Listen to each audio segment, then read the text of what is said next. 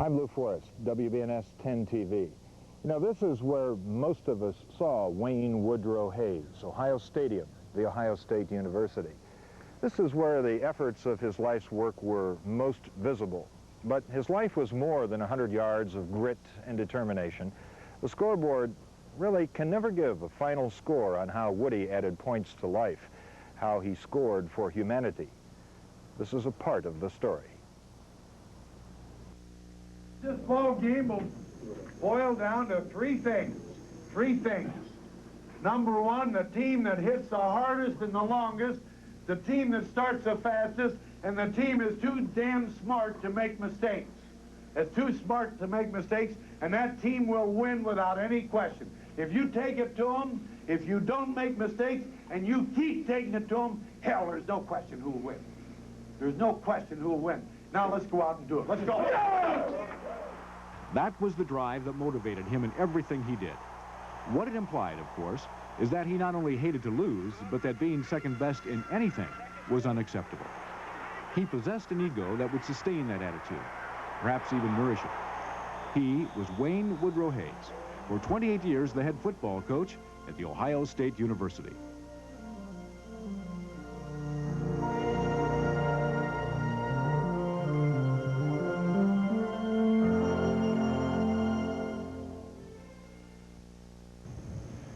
Columbus, Ohio is poor today.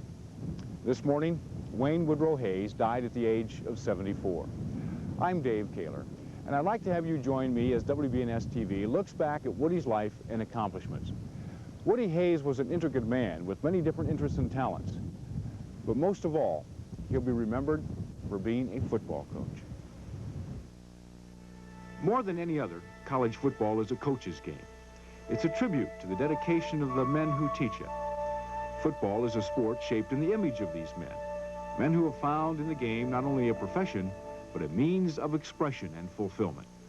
I'm in love with football for what it has accomplished. Men of principle, loyalty, determination, courage, and fight, and they have helped immeasurably in the development of these United States. Amos Alonzo Stagg was nearly 100 years old when he said those words. He had coached for nearly 70 years. He felt no man was too good to be the athletic coach for youth. The ability to motivate young men is the hallmark of any successful coach, and all of the great ones were masters. And they were not one-dimensional men either. Stagg, for an example, studied for the ministry at Yale and used that background to shape his career. John Heisman, who coached at Georgia Tech, studied dramatics and was a successful Shakespearean actor before he took up coaching. Doc Sutherland, who coached at Pittsburgh, practiced dentistry before he switched careers. And Woody Hayes, whose father wished him to be a lawyer, studied instead history and English. He was a school teacher. Boys, I don't want you on the football field if you're going to show any signs of apathy. Apathy. Right there. And avoid it like the plague. Avoid it like the plague. That's why you need good teachers and good coaches to push you a little bit. We all have to be pushed. The fact I'm a football coach, it's a competitive thing. I despise for people to beat us. That's why when I get good football players, I'm not going to let somebody else beat us. Because I'm cheating myself and I'm cheating my players if we don't get the best out of them. If I let you come here to college and flunk out of school, I'm cheating you, because I'm older than you are. I know a little more about it than you do. Wayne Woodrow Hayes was born in Clifton, Ohio. That's a tiny village in Clark County. But he, along with his brother Ike and sister Mary, grew up in Newcomers Town, where their most famous neighbor was the great baseball pitcher, Cy Young. He always called me Woodrow. He made you feel grown up. And he would talk to me. Any question I had, he'd answer it. Yeah. He always smoked that doggone corncob pipe. Always did. I've always been a hero worshiper, and he was my first hero. He was the first one.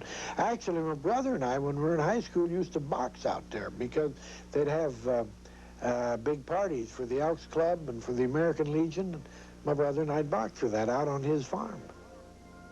Of those early years, what he remembers most was a close-knit family and a high regard for learning. When I was a kid, there was only one thing in our home was important, and that was education. That's all. We sacrificed everything for that. My dad and her mother had either gone to high school. There was no high school in the county. But my dad graduated from college, and when he went to high school, he went there as a principal. That's the first time he was ever there. And from that time on, we were going to get an education. Woody graduated from Denison University in 1935 and began coaching football so he could afford to attend law school. But 5 months before Pearl Harbor, he felt the call of the military and enlisted in the Navy, where he moved up the ranks to the command of a destroyer escort, the USS Reinhardt. After 5 years in the Navy, he was 33 years old and decided to forego law school, a decision he says he never regretted. Well, not really. No, I enjoyed coaching. I truly enjoyed it. Well, I'd like to have gotten into a courtroom. Some of these lawyers I read about today, I'd like to have gotten in opposite them. Really? Like very much. Oh, yes. Oh, I love to compete. Sure. That's the basis of life. After the war, his springboard to the big time came from his successful coaching tour at Miami of Ohio.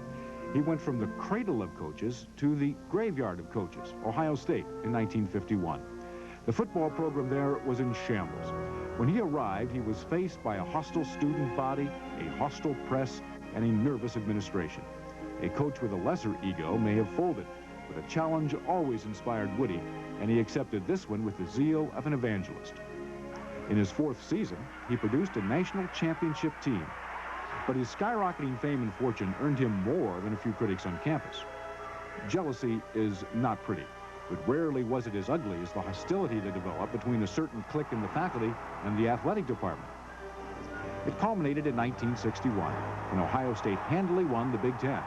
But the faculty council voted to deny Ohio State's participation in the Rose Bowl. Woody would call the team the Forgotten Champions. He agitated his critics with vintage Woody Hayes. You know, the older I get, and I shouldn't say this because it'll always be misconstrued, but the older I get, the less I care about what they say. I'm sorry, I have to level with Woody Hayes, but I don't have to level with them.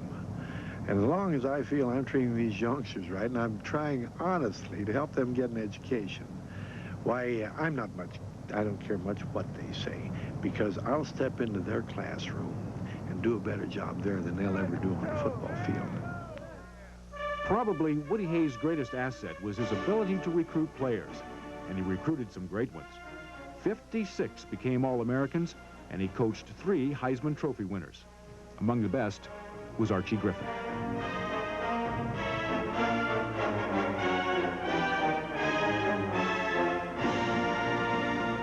As a freshman, Griffin came off the bench in the 2nd game of the season and established a Buckeye rushing record of 239 yards. That day, Woody Hayes said that this rookie tailback had the natural knack of knowing what to do and then doing it. Another coach said he runs like a crab, sideways.